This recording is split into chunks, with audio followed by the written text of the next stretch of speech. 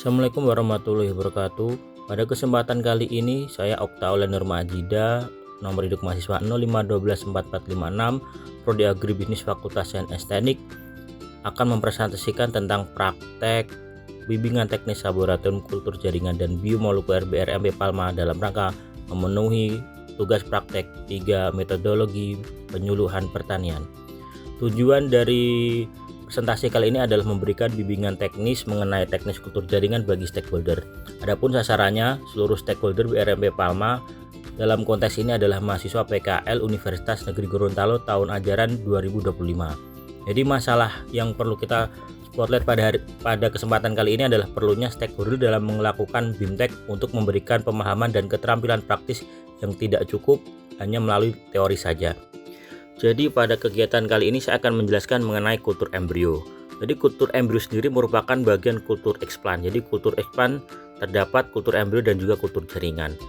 Kultur embrio merupakan pengambilan embrio dari biji dan mengecambahkan dalam bentuk audisi aseptik.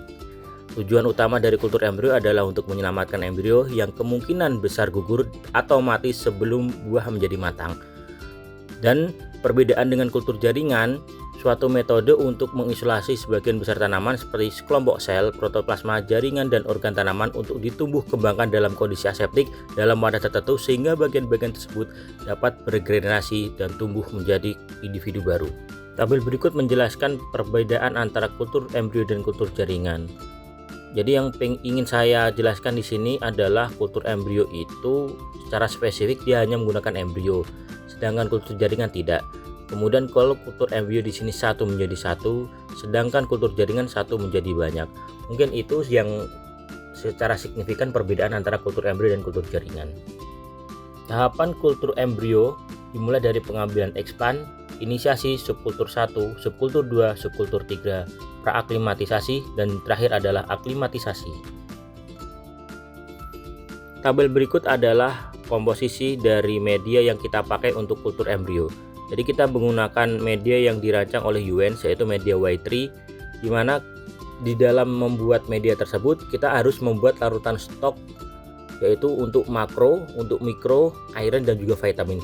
Jadi ketika kita akan membuat media, kita tinggal mengambil larutan stok itu dan tidak memerlukan proses penimbangan yang akan memakan waktu lama. Berikut penjelasan detail mengenai langkah-langkah kultur embrio. Yang pertama, pemilihan eksplan. Umur kelapa 10-11 bulan, kemudian bebas dari hama dan penyakit, maksimal tanam inisiasi 3 hari setelah panen, dan setelah pengambilan embrio, gunakan aquades untuk membilasnya sebanyak 3 kali. Kelapa yang digunakan dapat seluruh jenis varietas, tapi pada kegiatan ini saya akan menggunakan kelapa kopior. Berikutnya adalah proses tanam inisiasi. Setelah eksplan diambil, langkah selanjutnya adalah membawanya ke dalam laminar.